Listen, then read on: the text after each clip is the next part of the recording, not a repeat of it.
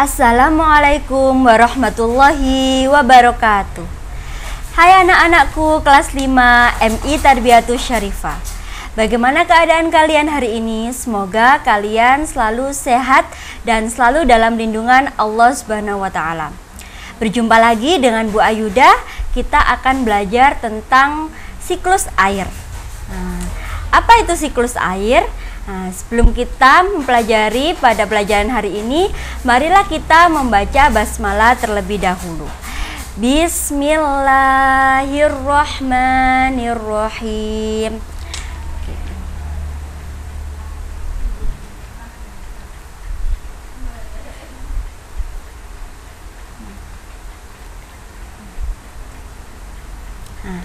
Sebelum kita masuk pada siklus air, kita akan belajar manfaat air bagi kehidupan kita. Di sini untuk manusia, untuk hewan, dan untuk tumbuhan. Air itu sangat banyak manfaatnya, ya. Apalagi dalam kehidupan kita sehari-hari kita mengenal ada dua macam air, yaitu ada air tawar dan air asin. Apa saja manfaatnya? Yang pertama, untuk manusia itu digunakan untuk minum, ya. Bisa untuk mencuci, memasak, ya, untuk mandi juga. Sedangkan untuk hewan, ya, kita lihat pada gambar, di sini ada ikan. Berarti air digunakan sebagai tempat hidup makhluk hidup, ya. Dan untuk minum juga. Selain itu, untuk tumbuhan itu adalah untuk fotosintesis. Ya, karena ketika tumbuhan melakukan fotosintesis itu juga membutuhkan air. Di samping untuk fotosintesis, air juga sebagai tempat hidup. Apa saja tumbuhan yang hidup di air? Bisa eceng gondok, teratai, dan lain-lain. Sekarang sebelum kita mempelajari siklus air, marilah kita mengenal istilah-istilah yang ada pada siklus air. Yaitu yang pertama adalah penguapan. Penguapan ini bisa kita sebut dengan evaporasi. Yang kedua adalah pengembunan, adalah kondensasi. Yang ketiga, jatuhnya titik-titik air di permukaan bumi atau yang biasanya kita sebut hujan, ternyata ada istilahnya, yaitu presipitasi. Yang keempat, air hujan masuk ke dalam tanah atau meresap ke dalam tanah, itu ada istilahnya, yaitu infiltrasi. Ya, jadi pada siklus air ini kita mengenal 4 istilah. Ada evaporasi, ada kondensasi, ada presipitasi, dan ada infiltrasi.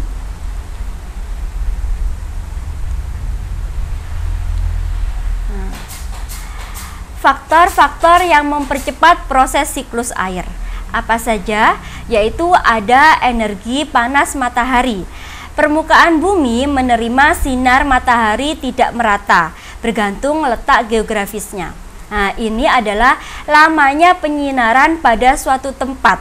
Karena apa? Ini akan berhubungan dengan proses penguapan.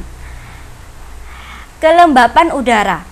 Apabila udara makin dingin, maka gumpalan awan mendung akan makin banyak. Semakin banyak awan mendungnya, berarti hujan yang akan turun itu juga semakin banyak. Yang ketiga adalah angin. Gerakan udara lembab yang terus-menerus dapat memicu terjadinya hujan.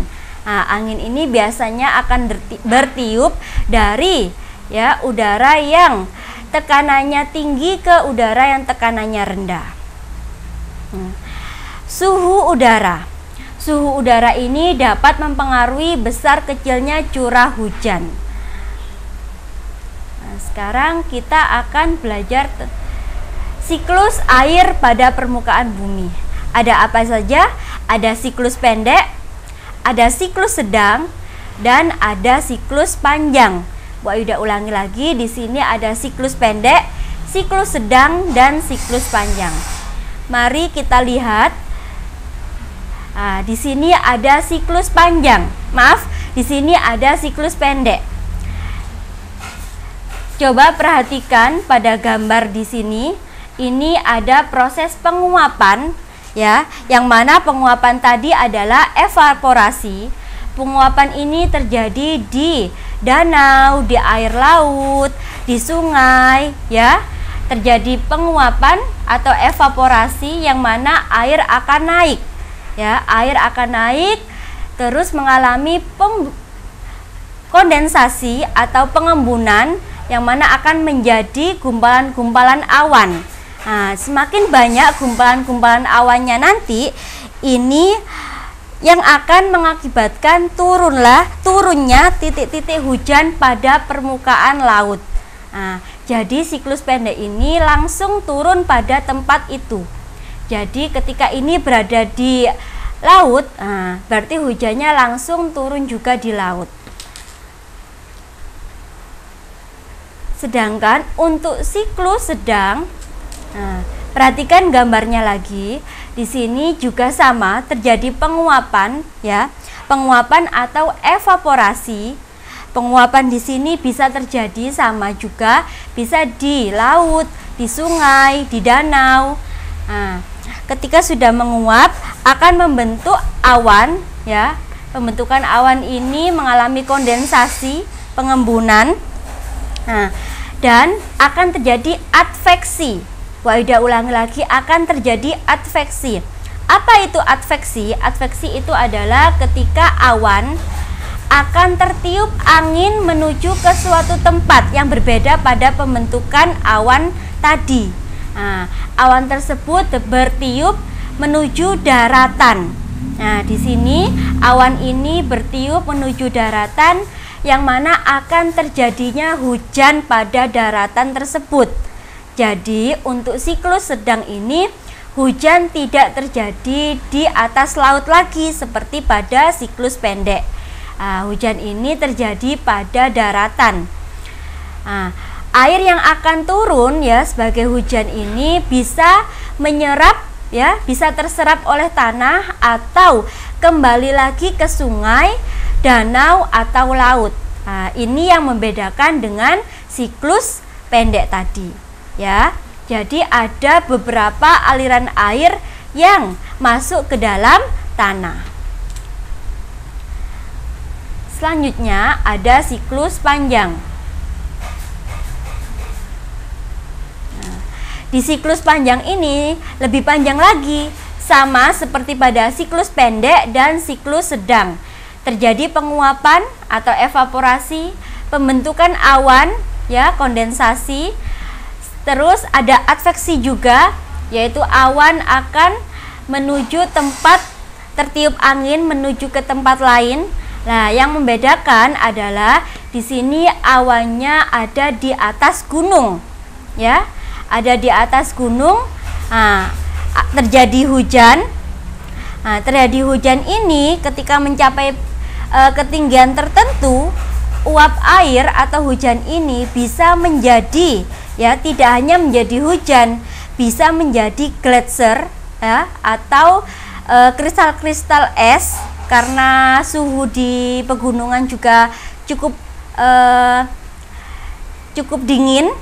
Air yang akan turun menjadi hujan ini bisa menjadi titik-titik salju juga, sehingga siklus airnya semakin panjang ya. Dari hujan ini akan membentuk salju atau titik-titik kristal es, jatuh ke gunung atau ke pegunungan menjadi salju dan gletser. Sehingga salju dan gletser ini bisa ada tetap di pegunungan atau sebagian lagi mencair, yang mana mencairnya ini sama seperti siklus sedang, bisa masuk lagi ya ke laut atau danau dan sungai, atau meresap ya, meresap ke tanah.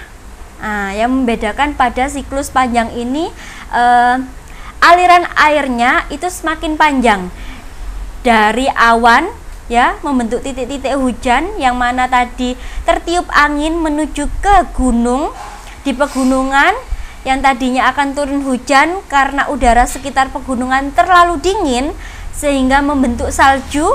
Nah, salju turun pada pegunungan ini, ya, perhatikan putih-putih di sini. Nah, salju di sini ada sebagian lagi yang meleleh. Nah, lelehan ini tadi menjadi air yang bisa masuk ke dalam danau atau laut, atau bisa juga dia meresap ke permukaan tanah.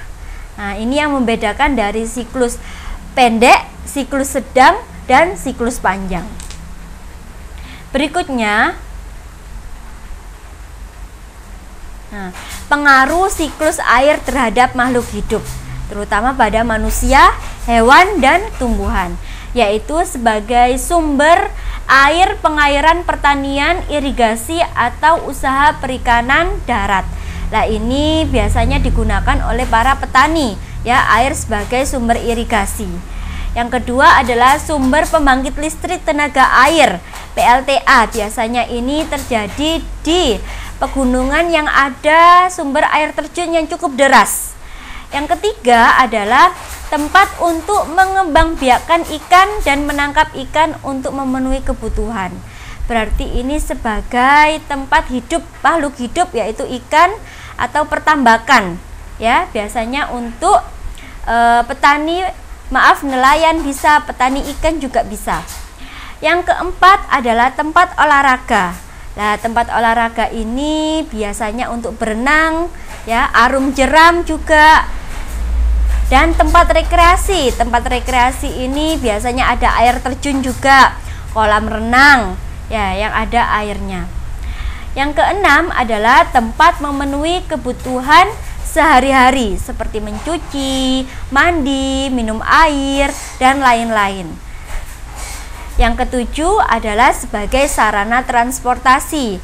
Nah, ini biasanya adalah jalur laut, ya, jalur air, menggunakan kapal, misalkan dari Jawa ke Madura. Nah, ini biasa menggunakan kapal atau transportasi lainnya yang di air. Yang kedelapan, untuk fotosintesis pada tumbuhan.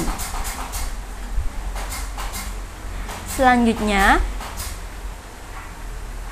ini ada tugas untuk kalian di rumah, yaitu yang pertama yaitu menggambar salah satu siklus air di buku tugas. Kalian tadi sudah Bu Ayuda jelaskan ada 3 siklus air, yaitu ada siklus pendek, siklus sedang, dan siklus panjang. Nah, kalian boleh memilih salah satu yang kalian gambar di buku tugas masing-masing. Jangan lupa diberi warna agar lebih menarik, ya anak-anak.